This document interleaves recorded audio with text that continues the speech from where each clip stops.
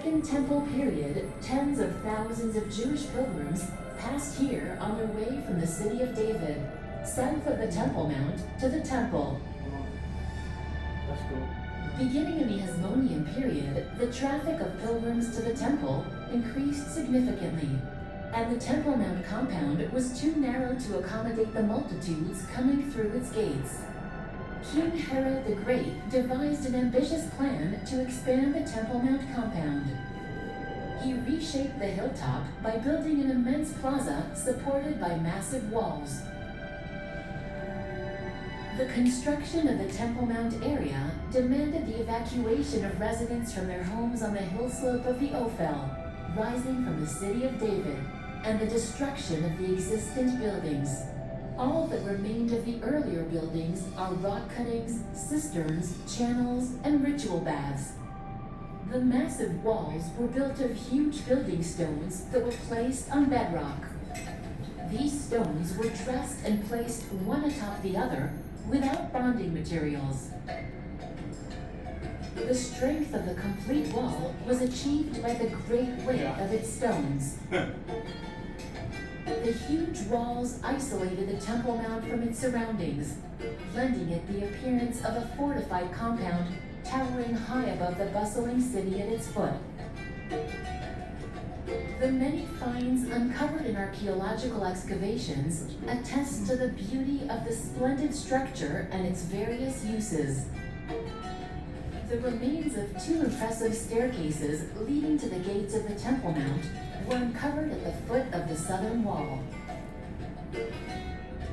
Pilgrims ascended here slowly, a pace dictated by the varying width of the steps.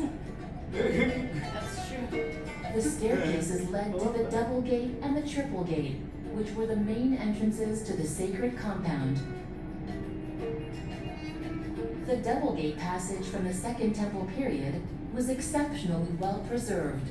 Its magnificent stone domes, richly carved in vegetal and geometric patterns, are utmost testimony to the Jewish art of this period.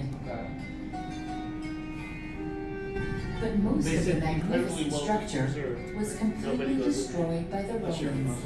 In the southern wall, the destruction efforts are most evident, probably due to its importance.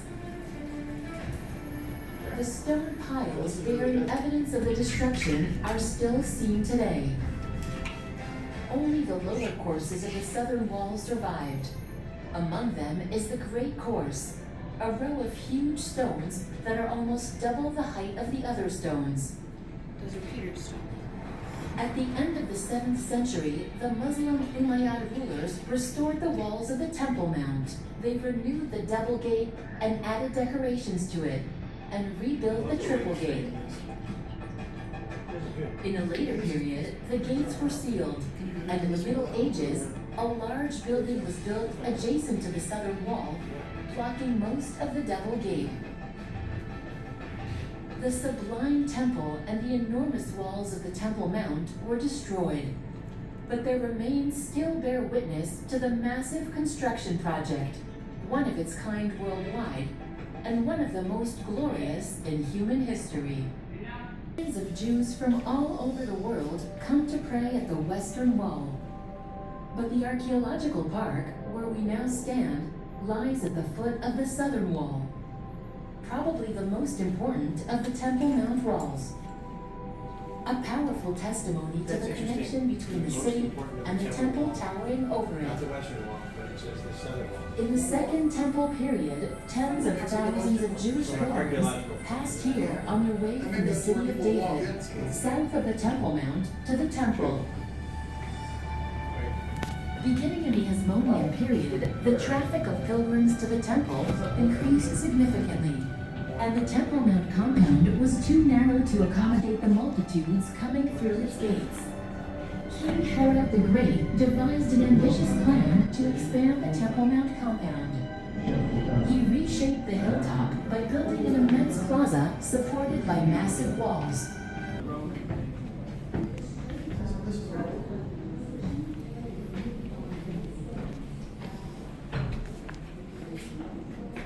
Yeah, that's from Magdala.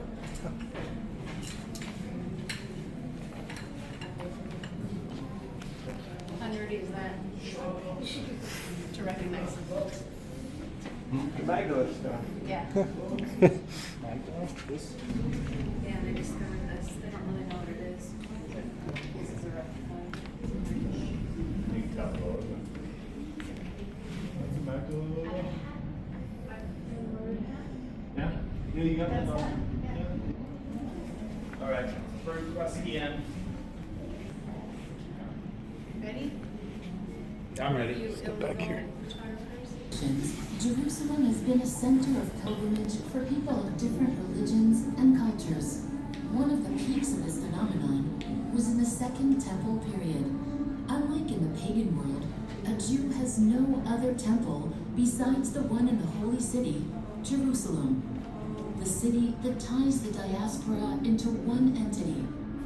Sometimes, Jews waited many years for the longed-for moment when they would visit the temple.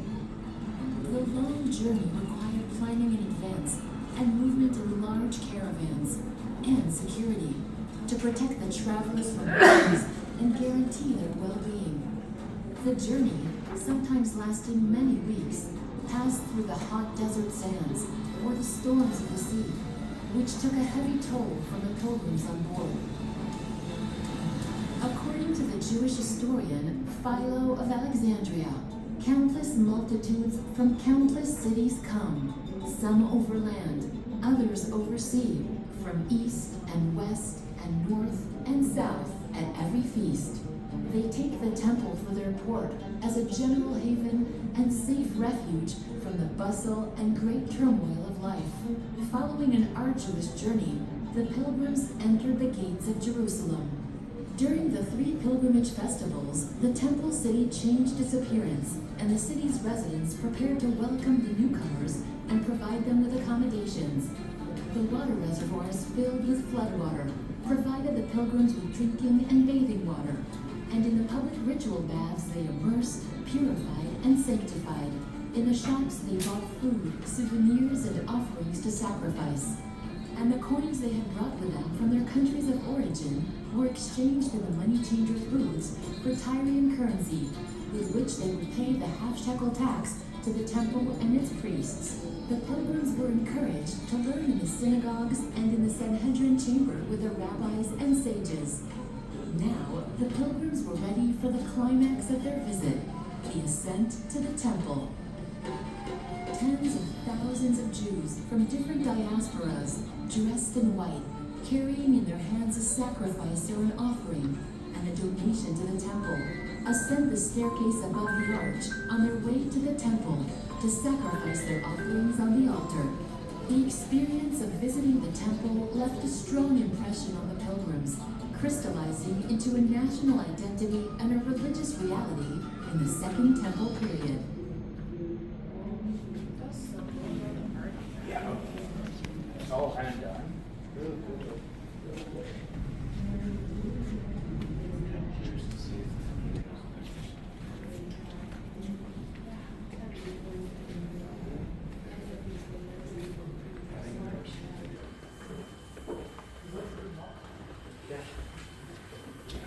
Wondering if there's like a speaker. To remove the plague from Israel. King Solomon built the temple here, and tradition has it that here, on this rock, was the location of the Holy of Holies in the temple. Following the destruction of the Second Temple, the importance of the rock increased, and the memories and traditions associated with it intensified. Following the Muslim conquest of Jerusalem, the foundation stone's glory and sacredness were restored. The dome of the rock was built above it, a magnificent memorial structure which allows the believers to surround the sacred rock. Believers. According to Muslim belief, the Prophet Muhammad ascended to heaven from this rock in his miraculous journey. On reaching the seventh heaven, opened to him by Ibrahim, foster father of monotheism, he received the instruction of prayer from Allah, which he conveyed to his believers.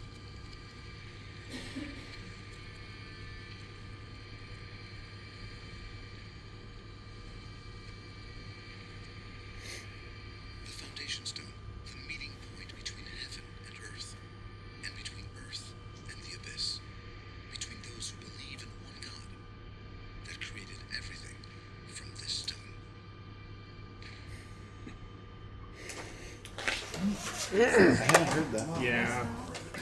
That's, yeah. They did put a cross on the gold. Oh, I just mean the whole foundation stuff. They put a cross on the gold. Oh, the whole Adam being born there. Yeah. Yeah. Of course, it wasn't a golden dome then. I knew that. Didn't have to travel far.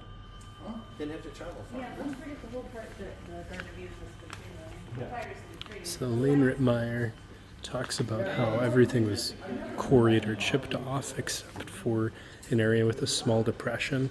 And according to some Bible passages, the Ark of the Covenant likely sat in a smaller depression.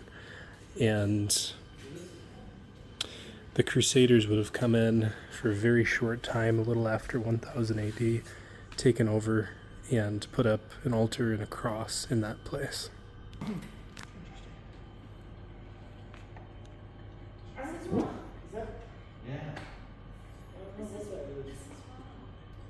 Oh, kids could do this forever. Version of Tom Cruise's Dynamite, but this is definitely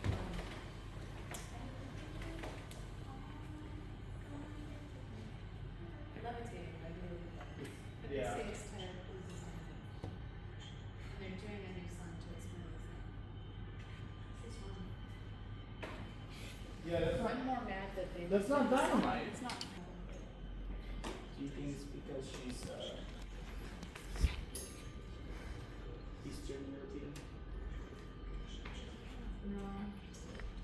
They just screwed up. Some idiot influenced me. No, this is Don McQueen.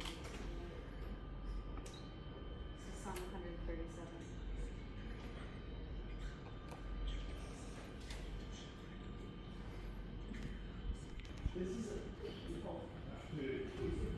This is neat and this. Where it's it's not connected very well. So let's see those hands, coins. Is there another band of coins? Might be out there. See it,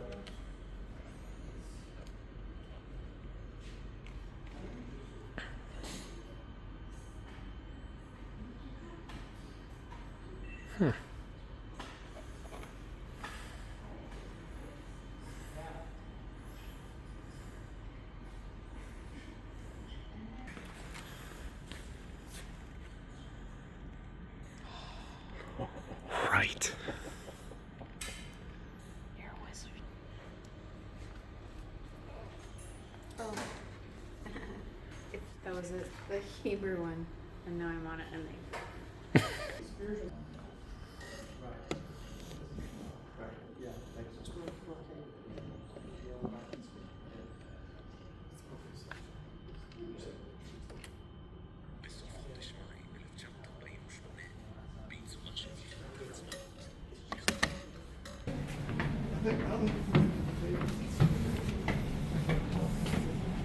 You think you have to go the other way?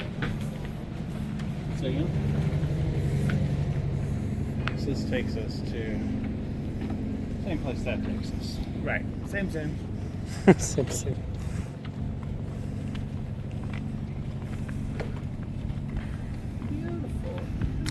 You know,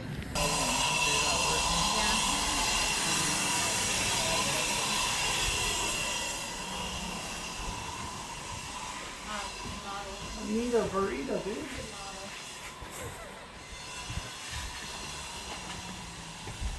are those your sayings? Yeah.